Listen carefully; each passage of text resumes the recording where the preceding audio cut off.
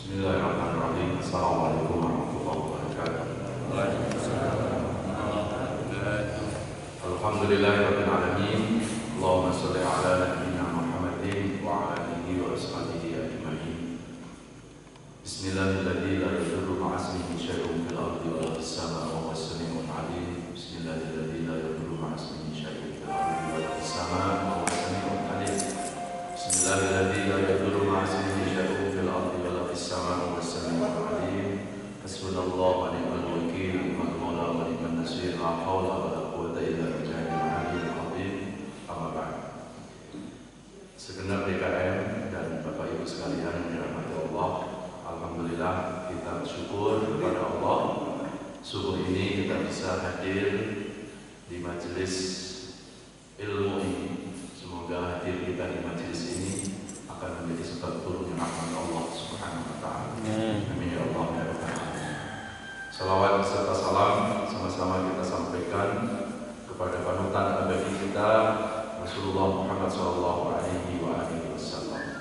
Semoga kita termasuk umat yang mencintai Nabi dan mudah-mudahan Nabi mencintai kita. Amin ya Allah ya Rabbal alamin. Bapak Ibu jamaah sekalian yang dirahmati Allah, seperti biasanya kajian saya adalah tadabbur Al-Quran, yaitu renungan-renungan di bawah naungan ayat-ayat suci Al-Quran. Kali ini kita akan membahas salah satu surat di dalam Al-Quran, yaitu surat Al-Baqarah, surat kedua, ayat 112. Al-Baqarah ayat 112. A'udzu billahi minasy syaithanir rajim. Bismillahirrahmanirrahim. Bala man aslama wajhahu lillahi wa huwa muhsinun falahu ajruhu inda rabbih wa la khawfun 'alaihim wa la hum yahzanun.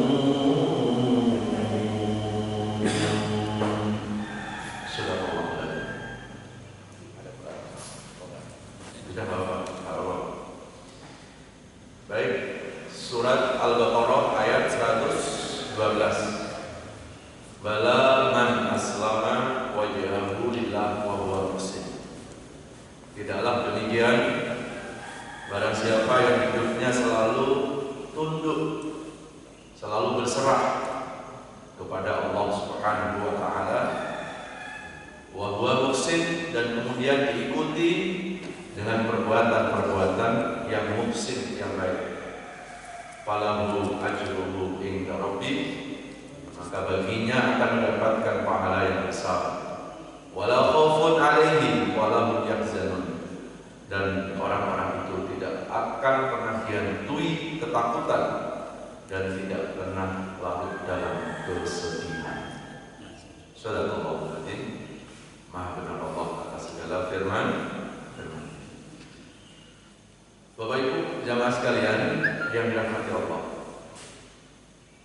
surat Al-Baqarah ayat 112, Allah menjelaskan ada dua kunci agar kita mendapatkan hidup yang berkah, hidup yang barokah. Kita sering mendengar istilah berkah atau barokah, tapi kadang-kadang ketika ditanya apa sih berkah, ini jawabannya beragam. Dan kebanyakan orang kalau ditanya berkah itu lebih dilihat dari kuantitas, bukan pada kualitas. Jadi contoh, banyak orang menganggap kalau orang berpanjang umur itu berkah. Alhamdulillah, saya itu dikasih panjang umur, dikasih berkah. Kan berarti dilihat dari kuantitas, dari jumlah umurnya. Atau ada orang dikasih rezeki banyak, gaji naik berlipat-lipat, terus dia ngomong, alhamdulillah hidupku berkah. Kenapa? Gajiku naik terus, hartaku bertambah. Itu selalu dihubungkan dengan berkah. Padahal itu kan jumlah, kuantitas, belum kualitas. Maka Rasulullah SAW itu menjelaskan definisi berkah. Al-barakah ia ziyadatul khair was sa'adah. Berkah itu ada dua ciri-cirinya. Pertama, ziyadatul khair, tambahnya kebaikan. Yang kedua, kalau sudah tambah kebaikan, maka akan diikuti was-sa'adah, akan tambah kebahagiaan, akan tambah ketenangan. Karena biasanya kebaikan itu berbanding lurus dengan kebahagiaan. Dosa itu berbanding lurus dengan kesengsaraan. Nah, berarti kalau kita kembali kepada definisi berkah tadi, maka ketika ada orang bertambah umur, kok nggak tambah kebaikan? Ya berarti tambah umurnya, tapi belum tambah berkah. Maka istilah-istilah acara-acara di ulang tahun kan ada suka ya dinyanyikan panjang umurnya. Harusnya bukan panjang umurnya yang diharapkan, kurang umurnya. Ya, berkah umurnya. Ya, berkah umur itu secara otomatis umur kita tuh panjang di hadapan Allah. Ya. Karena ukuran umur itu berkah bukan dari panjangnya. Ukuran umur berkah itu bukan dari tambahnya umur itu, tapi tambah enggak kebaikan-kebaikan. Saya mau ambil contoh gini Pak, ada orang umurnya 20 tahun ya, tapi 20 tahun ini full. Dia orang yang senang berbuat baik, dia orang yang senang ke pengajian, senang beribadah. Kemudian satu lagi ada orang umurnya 100 tahun Pak. Tapi ternyata 100 tahun itu nol kebaikan. Maka di hadapan Allah yang berkah yang mana? Yang 20. Yang 20 tahun.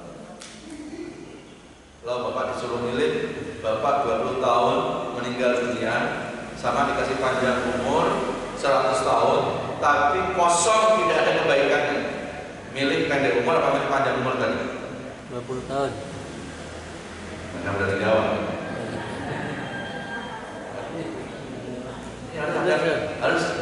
Harus ada keyakinan juga gitu kan. Jadi kalau cuma hanya muncul berkah, mau serius berkah itu yang 20 tahun itu. Ya memang kalau kita disuruh meminta yang ideal sih ya panjang umurnya dan berkah. Itu idealnya. Tapi kan untuk mencapai ideal kadang susah gitu. Ya udah kita ambil yang terbaik saja, berkahnya. Memang dalam hadis kata Rasulullah, khairun nas man tala umruhu wa hasuna amaluhu. Wa syarrun nas man tala umruhu wa sa'a amaluhu. Sebaik-baik manusia itu tala umruhu, panjang umurnya. Tapi kan ada lanjutannya. Wa hasuna amaluhu, dan hasan amalnya. Nah, penekanannya itu sebetulnya bukan pada panjang umurnya Pak, tapi pada banyaknya kebaikan. Nah, maka kalau Bapak Ibu kepengen tahu Pak Ustaz umurku berkah atau tidak, nggak usah Ustaz yang suruh menilai. Bapak Ibu bisa lihat, tambah umur Bapak Ibu, tambah kebaikannya.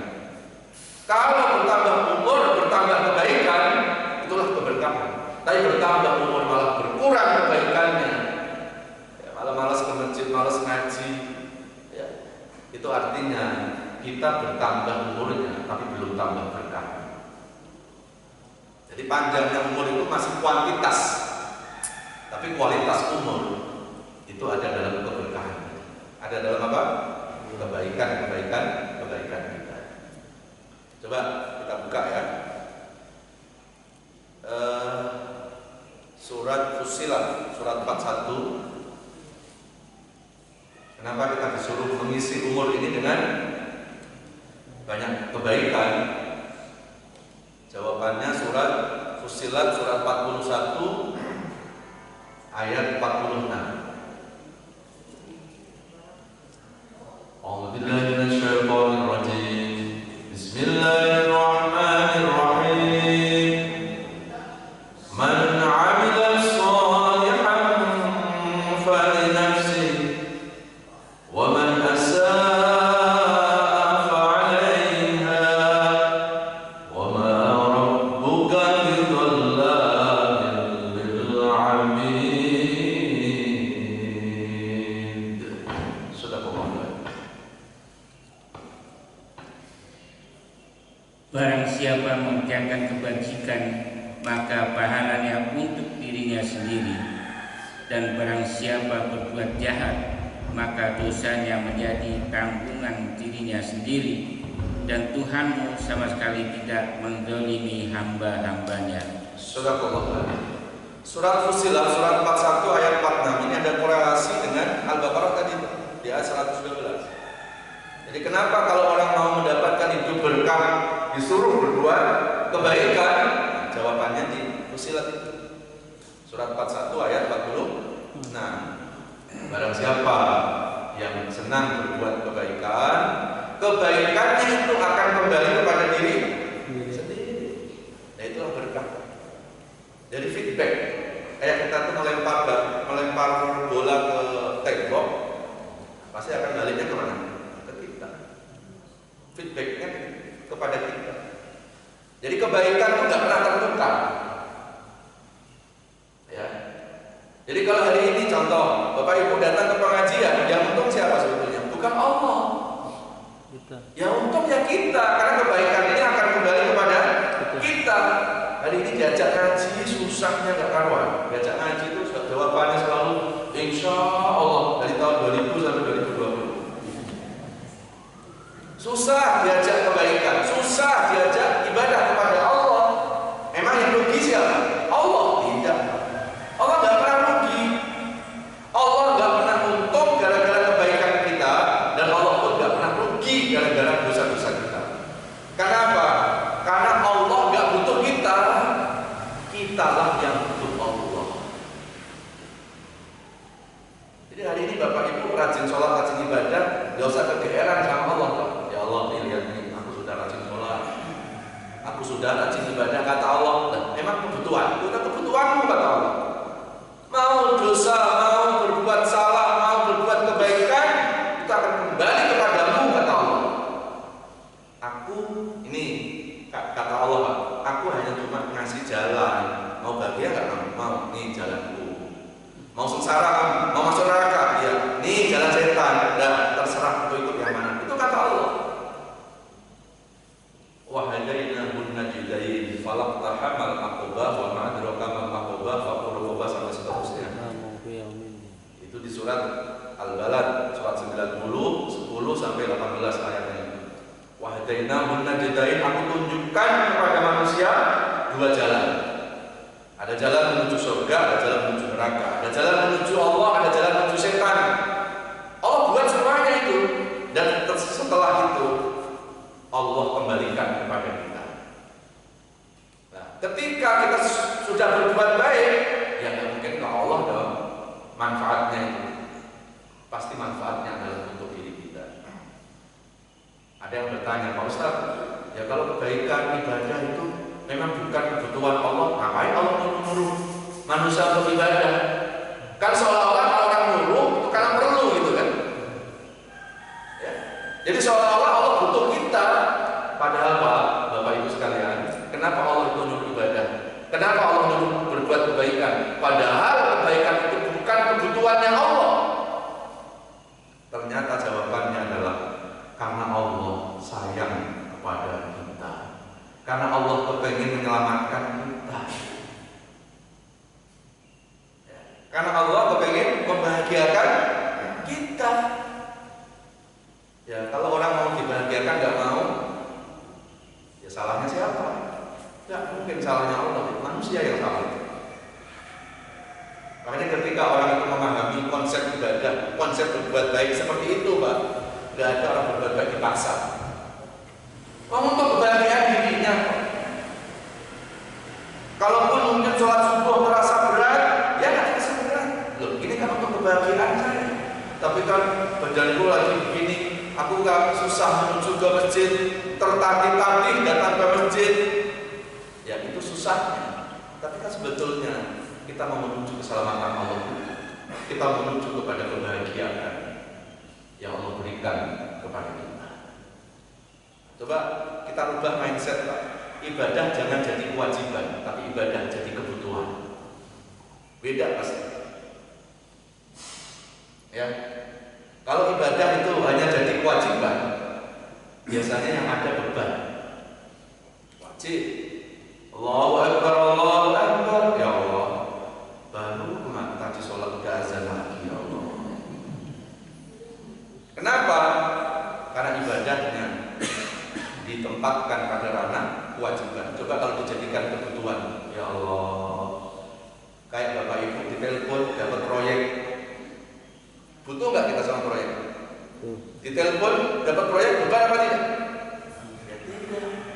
Karena kita merasa butuh. Nggak ada orang bekerja dia merasa jadi beban, karena dia butuh. Ya. Nah, maka kalau ibadah itu bisa dirubah jadi kebutuhan, insya Allah tidak ada beban. Ngaji jadi kebutuhan, happy. Ya. Ke masjid jadi kebutuhan, nyaman di masjid, nggak bawaannya buru-buru pulang dari masjid. Ya. Kenapa? Karena kebutuhan itu akan membuat orang itu akan merasa nyaman. Coba kerja sudah dari kapan kita sampai sekarang? Ya kita kerja aja. Berangkat pagi pulang sore, kadang peras kuliah banting pulang banting. Ya. Kita nyaman karena kita butuh. Makan minum apa perlu dipaksa-paksa? Ayo makan, ayo minum, nggak perlu. Lapar jangan makan karena kebutuhan. Jadi sederhana sebetulnya ya, mengolah mindset. Kalau ibadah itu pertama kita tempatkan pada ranah kebutuhan, yang datang adalah kenikmatan. Karena itu untuk keselamatan, untuk kebahagiaan diri kita. Ya. Barang siapa berbuat kebaikan, kebaikan akan kembali dirinya. Barang siapa yang berbuat keburukan, keburukan akan kembali dirinya. Nah, yang terakhir apa? Wa ma rabbuka bidzalamil lil abid. Dan sekali-sekali Allah tidak pernah mendolimi hamba-hamba. Jadi tidak pernah Allah itu mendolimi hambanya. Masa orang disuruh berbuat baik itu Allah dolim? Ya enggak lah. Orang disuruh berbuat baik itu karena rahmatnya Allah, karena kasih sayang Allah. Allah nggak mau kalau hambanya itu sengsara. Allah tuh nggak mau kalau hambanya nanti masuk neraka. Jadi Allah tidak pernah mendolimi hambanya. Kadang hambalah yang mendolimi terhadap dirinya. Mendolimi diri sendiri itu maksudnya apa, Pak? Berbuat dosa. Ini kita sering kalau mendengar istilah dolim, ya. Kalau kita dengar istilah dolim itu yang muncul adalah orang melakukan kekerasan. Suami dolim sama istrinya. Yang ada di pikiran kita apa? Suami KDRT sama istrinya. Padahal kalau kita mau bicara tentang bahasa dolim dalam konteks Quran, Pak, dolim itu apa? Dolim itu ya berbuat dosa itu. Aniaya. Ya. Dolim itu berbuat dosa. Coba lihat Nabi Adam pernah nggak KDRT sama istrinya? Nabi Adam pernah nggak menganiaya istrinya? Nggak pernah kan? Apa dosa Nabi Adam? Memakan buah holdi, melanggar aturan Allah, berarti berbuat dosa. Ketika Nabi Adam bertaubat, Coba lihat teksnya. Rabbana dzalamna anfusana wa illam taghfir lana wa tarhamna lanakunanna minal khasirin. Al-A'raf surat 7 ayat 3. Rabbana dzalamna anfusana, ya Allah. Ini kata Nabi Adam, kami telah mendolimi diri kami sendiri. Ya, berbuat dosa itu dolim. Tapi hari ini orang dibilang, kamu dolim ya, marah. Loh, kok saya dolim? Saya nggak pernah berbuat kekerasan, pasti gitu tuh. Padahal subuh kesiangan itu dolim. Ya, subuh kesiangan apa? Dolim. Ini kalau kita mengikuti bahasa yang benar. Ya, Nabi Adam tuh nggak pernah KDRT sama istrinya. Tapi ketika kita ampun sama Allah, teksnya menggunakan bahasa Rabbana dzalamna anfusana. Ya Allah, kami telah mendolimi diri sendiri. Kenapa? Karena ketika orang itu berbuat dosa, dia telah merugikan, dia telah mendolimi dirinya sendiri.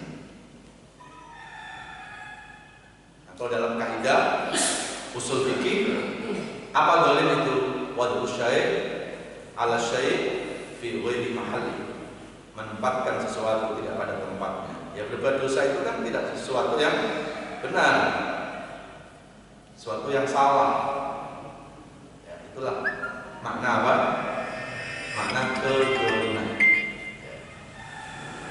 Bapak Ibu sekalian yang dirahmati Allah Subhanahu wa taala, ada lagi di surat Al-Isra surat 17 ayat 7, in ahsantum ahsantum fali anfusikum wa in asatum falah.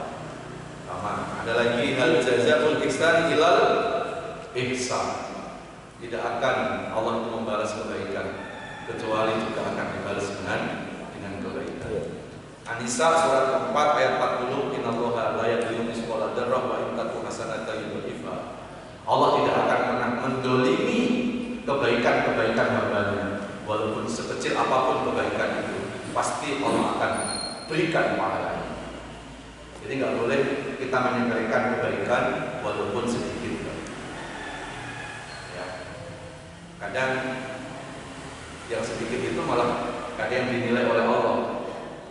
Karena orang akhirnya nggak nyadar gitu. Biasanya yang banyak itu ada kesadaran, pengen dipuji, kepengen disanjung-sanjung. Jadi kadang-kadang yang baik itu sepele, justru kita lakukan dengan ikhlas. Kita jalan, tiba-tiba ada paku di jalan itu. Sepele kan Pak itu kan. Orang nggak tahu kita berbuat baik. Tiba-tiba ada paku nih. Ini kalau sampai ada orang naik motor, ada orang naik kendaraan, ada orang jalan kaki, jangan-jangan nanti paku ini menancap di ban, jangan-jangan nanti menancap di kaki orang. Aku ambil, diambil Pak. Berapa detik Pak? Dibuang begitu. Ya, maka Allah akan mencatat 10 kebaikan. Karena kalau kita buka di Quran Al-An'am surat 6 ayat 160, man jaa bil hasanati falahu asyru amsalih. Satu kebaikan itu minimal 10 balasannya. Ya. Itu kalau kita melakukan. Tapi kalau niat berbuat baik walaupun belum melakukan, satu kebaikan. Pak Ustaz, nanti aku mengaji Pak Ustaz ke masjid. Niat itu kan Pak. Ternyata apa? Ada uzur, badannya kurang sehat. Walaupun nggak bisa ngaji, niat tadi tetap dihitung satu kebaikan. Kalau dia melakukan kebaikan itu 10 kebaikan. Kalau dia ngajak orang lain untuk berbuat baik, orang lain yang diajaknya, Allah pun akan mengalirkan pahala yang diajak itu kepada orang yang mengajaknya. Dan Allah tidak mengurangi pahala orang yang diajak itu sama sekali. Maka Bapak Ibu, jangan meremehkan kebaikan. Sekecil apapun, ya, jangan meremehkan kebaikan sekecil apapun, dan juga jangan meremehkan dosa sekecil apapun juga. Laisal kabair illa fis-sighir, kata Nabi. Tidak ada dosa-dosa yang besar, kadang diawali dari yang kecil-kecil. Ya, jadi nggak boleh mengecilkan kebaikan, nggak boleh mengecilkan dosa. Maka kalau kita mau mendapatkan pahala yang terus mengalir, kita jangan puas dengan kebaikan diri sendiri, Pak, tapi ajak orang lain untuk berbuat kebaikan. Ini sedekah, ini amal jariah. Saya ambil contoh gini, Pak.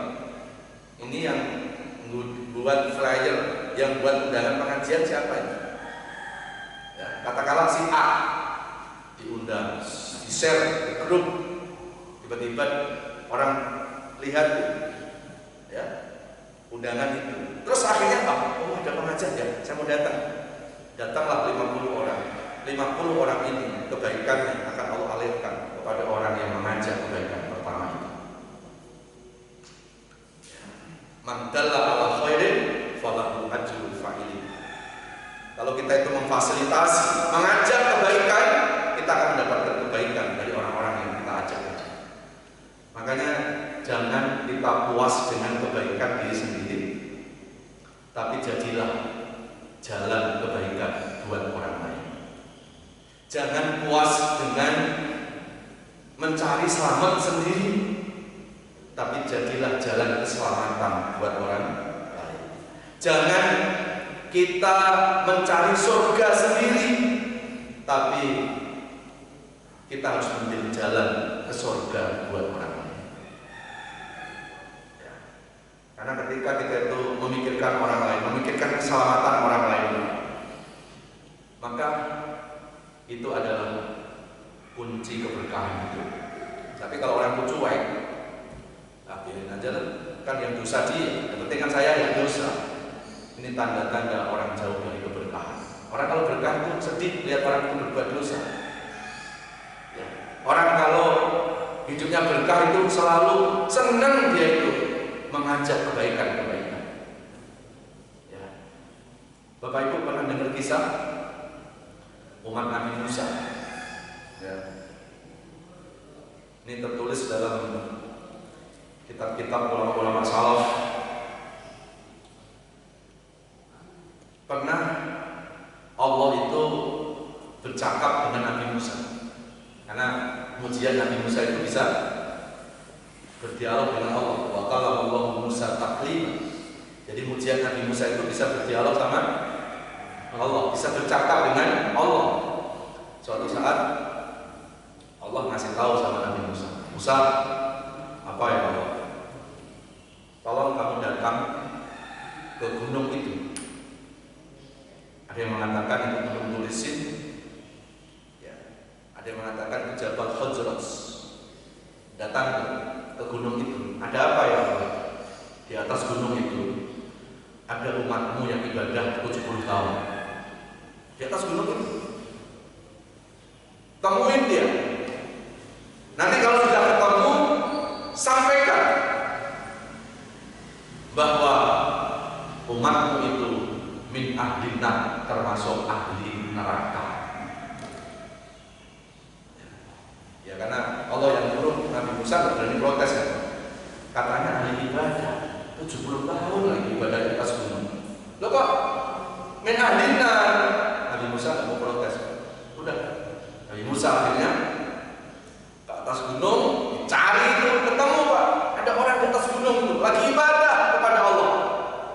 Akhirnya Nabi Musa menyampaikan salam dan memberitahu, fulan, bahwa engkau anta min ahli nar, engkau termasuk ahli neraka. Ya, maka disebutkan dalam riwayat itu, fabaka rajul bakaan syadidah. Ini orang langsung nangis dengan tangisan yang sangat dahsyat. Ya sedih dia. Ya Allah, aku tinggalkan keramaian. Aku naik di atas gunung ya Allah, karena aku kepengen masuk surga. Aku kepengen ibadah biar tenang, gak terganggu dengan keramaian masyarakat. Loh kok malah aku termasuk ahli neraka? Dan yang nyampein Nabi Musa kan, mungkin bohong. Akhirnya dia menangis. Setelah itu ya sudah, aku ikhlas. Ini kata orang ini, aku ikhlas wahai Nabi Musa. Tapi tolong wahai Nabi Musa, tolong mintakan kepada Allah. Mintakan kepada Allah ketika Allah mau masukkan aku ke neraka, tolong minta kepada Allah biar badanku dibesarkan sebesar pintu neraka. Ya. Biar apa? Enggak masuk. Dibesarkan badannya sebesar pintu neraka. Maksudnya apa? Bentar, jangan direka-reka dulu. Lanjutannya bulan depan. Enggak masuk. Ya. Akhirnya ya sudah, permintaanmu itu nanti aku sampaikan ke Allah deh. Singkat cerita, bertemulah Nabi Musa dengan Allah, berdialog lagi. Kata Nabi Musa, ya Allah, amanah sudah dijalankan. Ya. Cuma dia minta, ya Allah, minta apa? Supaya kalau engkau masukin dia ke neraka, badannya dibesarkan sebesar pintu neraka. Langsung kata Allah, kamu sekarang kesana lagi, kesana lagi, sampaikan kepadanya bahwa dia min ahli jannah, dia nggak jadi ahli neraka, tapi dia termasuk ahli surga. Nabi Musa pelongo-pelongo bingung. Kemarin neraka, sekarang Ya. maksudnya apa ini ya Allah? Ya nggak berani gitu, ini kan bahasa saya. Ya. Nabi Musa akhirnya kita penjelasan tabayun sama Allah, ya Allah, kemarin neraka, kenapa sekarang surga? Apa alasannya ya Allah? Apa jawab Allah? Kemarin aku tempatkan, aku takdirkan dia ke neraka karena dia ibadah hanya mikirin keselamatan dia sendiri. 70 tahun dia ibadah hanya memikirkan diri sendiri. Tapi ketika dia minta badannya dibesarkan pintu neraka, tahu nggak apa tujuannya? Oh, badannya dimintakan supaya sebesar pintu neraka karena dia kepengen biar orang lain tidak bisa masuk neraka. Kan ditutupi sama badannya ini pintu neraka. Berarti saat itu dia memikirkan keselamatan orang lain, maka haramkan dia masuk neraka. Memikirkan keselamatan orang lain, baru memikirkan itu. Gimana kalau langsung kita, yuk ngaji, yuk sholat, yuk silaturahim. Maka fikir umat, memikirkan umat, Pak. Ya, kata Rasulullah, tafakkuru sa'atin afdalu min ibadati sittina sana. Memikirkan keselamatan umat, memikirkan keselamatan orang lain lebih baik daripada ibadah 70 tahun ibadah sunnah. Ya. Terus gimana kita ini? Kadang kita udah nyaman, nanti ke masjid sendiri. Anak cucu nggak ke masjid biarin saja. Kisah tadi harus menjadi inspirasi buat kita. Kalau hari-hari ini, maaf ya Bapak Ibu sebagai orang tua sudah datang ke masjid, sudah ikut kajian, coba sekarang tengok anak cucu kita masih tidur apa tidak sekarang. Kalau sampai anak cucu kita subuhnya kesiangan, Pak, saya nggak mau mengatakan, ya saya nggak mau mengatakan bahwa kita ahli neraka, tapi kisah tadi kan cukup menjadi pelajaran. Tadi orang ibadah 70 tahun, kita ke masjid mungkin baru berapa tahun istilahnya. Jangan sampai hidup ini puas dengan kebaikan diri sendiri. Puaslah kalau kita menjadi jalan kebaikan buat orang.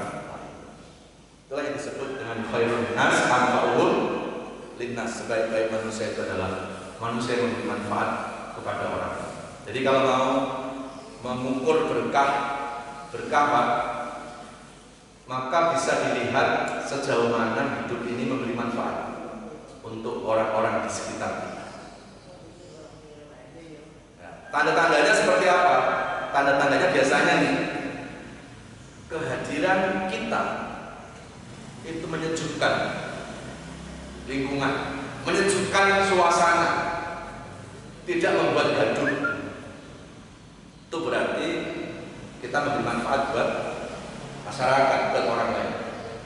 Begitu kita nggak ada di tempat itu, orang itu kehilangan kita. Kalau dia datang ke masjid jadi sejuk, masjid jadi nyaman gitu Pak. Karena dia selalu memberikan kebaikan. Begitu dia nggak hadir, banyak dirindukan oleh orang lain. Itu tanda berkah. Tapi kalau ada nggak ada kita, orang nggak mikirin kita. Nah, jangan-jangan memang kita belum mentorehkan kebaikan kepada orang. Orang kalau berkah itu Pak, ketika nggak ada ditanyain kok. Biasanya Bapak itu kemana ya? Subuh suka ada di barisan ke depan. Begitu dibilang sakit, pasti di hatinya doakan. Jadi orang yang berkah itu hadirnya menyejukkan dan ketidakhadiran dirindukan banyak orang. Jadi nanti kita tes aja Pak. Kalau kita hadir satu tempat sudah puluhan tahun, orang nggak kenal sama kita.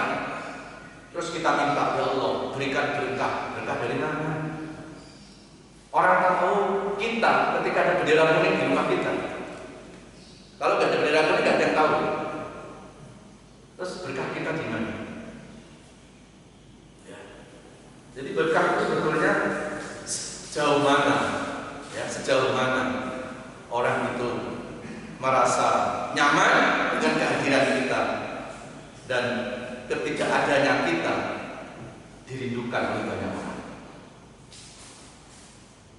Maaf Pak, apalagi ya kalau orang yang ini meninggal dunia, ya Allah tak akan banjir tangisan. Menangis bukan karena sedih, tapi menangis, ya Allah ini si orang banyak kebaikan, ya Allah padahal aku belum bisa membalasnya. Nangis. Aku belum bisa membalasnya, padahal baiknya banyak banget. Kita kan kepengen Pak, suatu saat ketika nggak ada kita di masjid, orang-orang masih membicarakan kebaikan kita. Ini masjid kalau nggak ada si Anu, jadi begini deh. Nah, ya. Jadi orang itu terasa gitu, ketika nggak ada orang itu, ya Allah, kok jadi begini ya? Itu tanda-tanda berarti kita sudah ada di hati banyak orang. Tapi kalau ada nggak ada kita, orang cuek, jangan-jangan memang kita belum banyak berbuat kebaikan. Kita belum mentorehkan kebaikan di lingkungan, di masyarakat. Saya pernah membaca satu riwayat hadis, salah satu keberkahan Rasulullah. Sahabat-sahabat itu memberikan testimoni, termasuk testimoninya dari anak angkatnya Rasulullah yang namanya Zaid bin Harisah. Ini anak angkatnya Rasulullah. Ketika Rasulullah wafat, Zaid itu banyak ditanya tentang Rasulullah oleh para sahabat. Karena Zaid dianggapnya dekat dengan Rasulullah karena anak angkatnya. Untuk mengobati rindu sahabat-sahabat itu dengan Rasulullah, maka bertanya tentang pribadi Rasulullah, kesan-kesannya kepada Zaid bin Harisah. Wahai Zaid, kesan apa yang engkau dapatkan dari Rasulullah sepanjang Rasulullah itu hidup di tengah-tengah keluarga? Apa kata Zaid?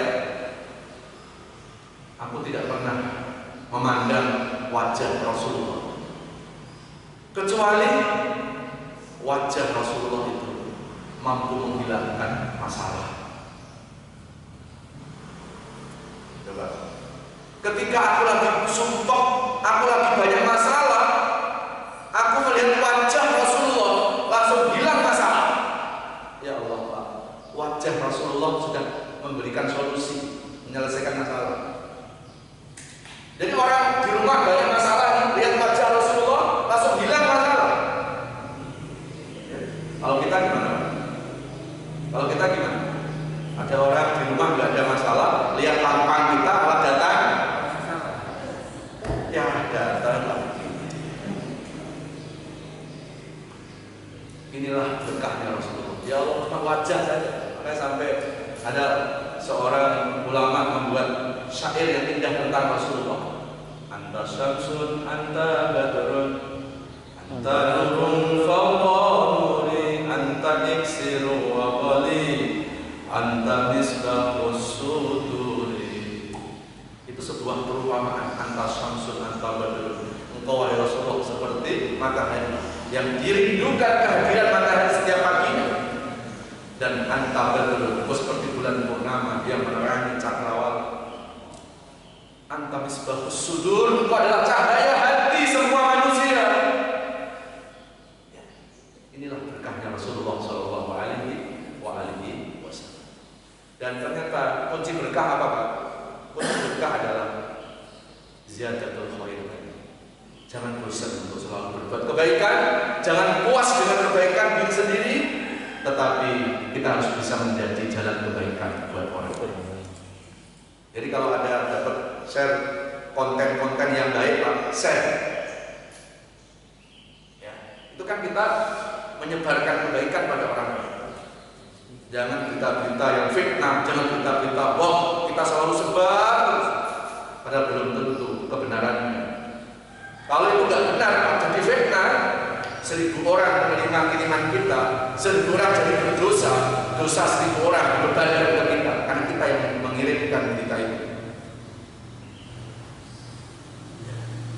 Jadi yang baik-baik aja. Ustadz ceramah direkam, itu direkam, dimasukkan YouTube, dikirim ke jamaah. Meninggal dunia Pak, YouTube masih ada, di-setel orang, ya. Yang ceramah dapat pahala, kita yang mengirimkan pun kita ambil mendapatkan kebaikan kita. Ya, maka jangan bosan kita nge-share konten-konten yang baik. Ya. Inilah berkah menurut surat berapa tadi? Al-Baqarah 100. Kalau itu kita sudah berkah akan janji Allah, wala khaufun alaihim wala hum yahzanun. Kita tidak akan pernah diakui perasaan takut dalam kehidupan, dan kita tidak akan pernah tenggelam dalam kesedihan. Insya Allah kalau kita hidupnya berkah. Saya kira itu kajian kita.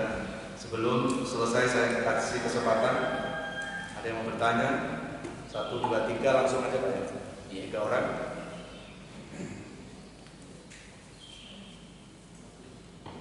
Ya, silakan ada yang bertanya. 1, ada lagi, 2.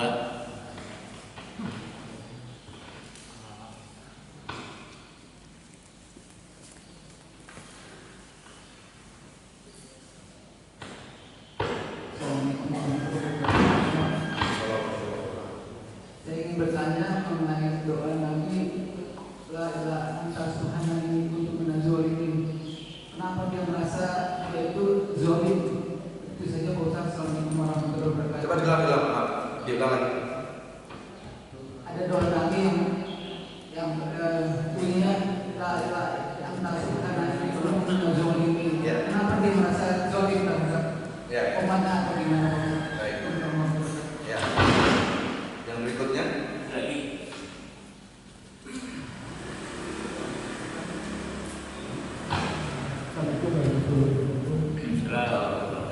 Tadi sudah sampaikan bahwa kalau kita berbuat salah, misalnya kemudian orang lain yang dia juga berbuat salah, itu dosa.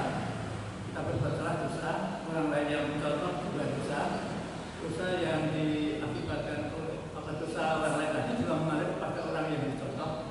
Barangkali bisa diberikan apa namanya, sumbernya itu apa itu hadis atau itu Al-Quran itu Ustaz.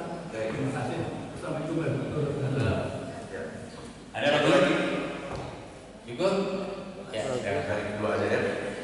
Baik, Bapak yang pertama tadi ya, itu zikirnya Nabi Yunus atau Nabi Zunan apa Zanun, Nabi Yunus ya. Itu di surat Al-Anbiya surat ke-21 ayat 39. Kalau nggak 38, 39 ya. Itu zikirnya Nabi Yunus, la ilaha illa anta subhanaka inni kuntu minadh dhalimin. Dan sebab zikir itu Pak, Nabi Yunus dikeluarkan oleh Allah dari perut ikan paus. La ilaha illa anta subhanaka inni kuntu. Ini sangat baik yang kita jadikan zikir Pak. Ya. Jadi ini adalah wasilah Nabi Yunus diselamatkan dari dalam perut ikan paus. Ada yang mengatakan Nabi Yunus itu selama 3 hari, ada yang mengatakan 4 hari di perut ikan. Kalau kita pikir pakai logika, orang di dalam perut ikan 3 jam aja nggak tahu, ya. Ternyata Allah melihatkan kemahakuasaannya, ya, dan Nabi Yunus diselamatkan oleh Allah. Nah, kenapa Nabi Yunus itu berzikir itu? Ya, karena Nabi Yunus merasa ada kekhilafan. Nabi Yunus itu ketika berdakwah kepada umatnya, dia agak sedikit punya jengkel. Dia agak jengkel kepada umatnya. Ini susah amat, orang disuruh baik susah. Jengkel aja, langsung Allah kasih musibah ini. Karena sebagai seorang nabi tidak boleh punya sifat itu. Ya, enggak cuma nabi, Pak, termasuk kita. Contoh saya aja. Saya menyampaikan kebenaran. Yang saya sampaikan sesuatu yang benar, tapi tidak diikuti, nggak usah jengkel saya. Karena kewajiban saya menyampaikan kebenaran. Urusan orang ikut atau tidak, nggak usah kita peduli. Itu nanti urusan Allah. Nah, hari ini kadang-kadang kita menjadi Tuhan buat orang lain. Awas kalau nggak baik, neraka. Ya. Yang berhak masuk ke neraka, yang berhak menjustifikasi, menghakimi, menghukum itu Allah. Kita sering jadi Tuhan buat orang lain. Ya. Udah sampaikan aja kebenaran. Urusan diikuti atau tidak nggak usah dipikirin. Aku nggak mau datang lagi kemana? Ke Istiqomah. Kenapa? Jamaahnya pada brengsek.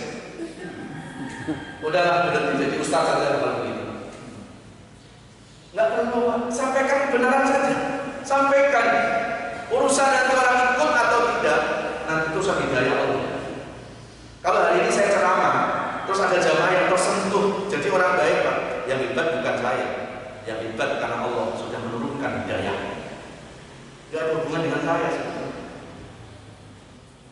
Nah, Nabi Yunus itu pernah khilaf.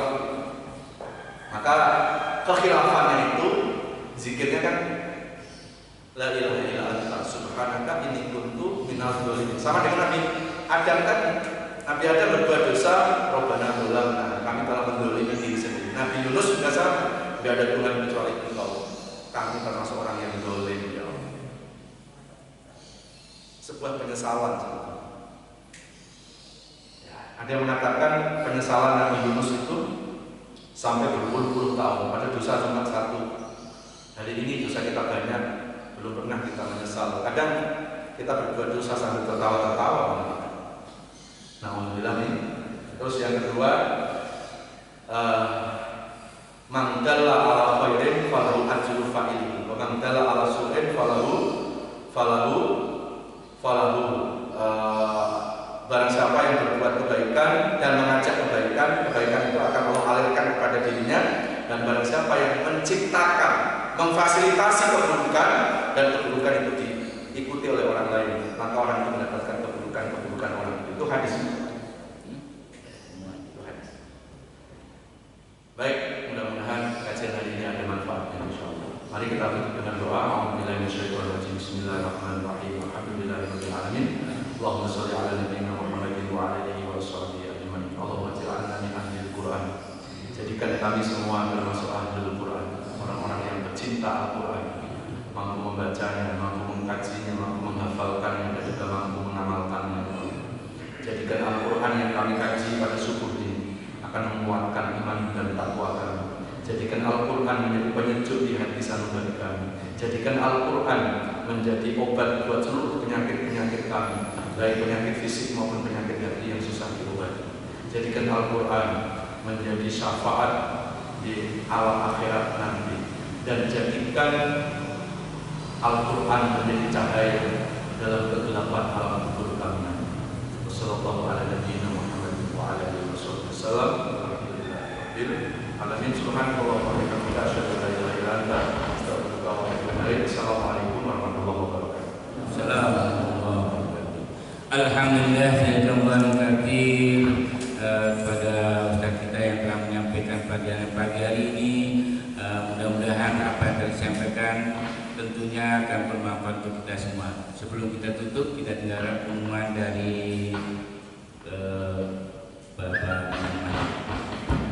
Assalamualaikum warahmatullahi wabarakatuh. Alhamdulillah, kita telah memberikan ilmunya bersama untuk kebaikan dan keberkahan. Kebaikan adalah bisa kita menolong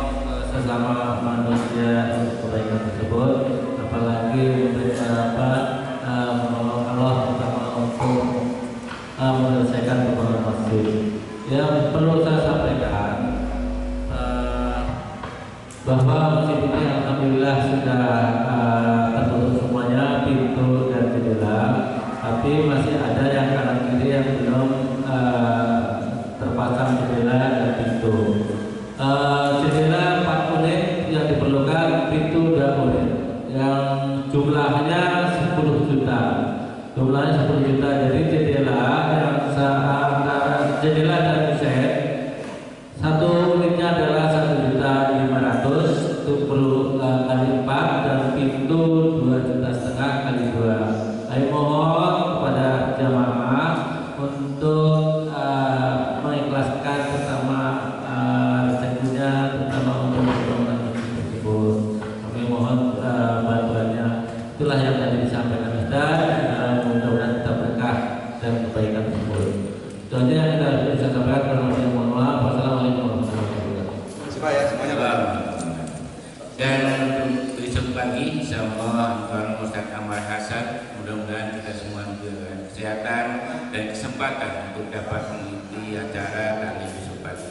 Dan banyak kali kita pada pagi hari ini sama-sama kita tutup dengan hamdalah dan doa kafaratul majlis. Alhamdulillahirabbil alamin. Subhanakallahumma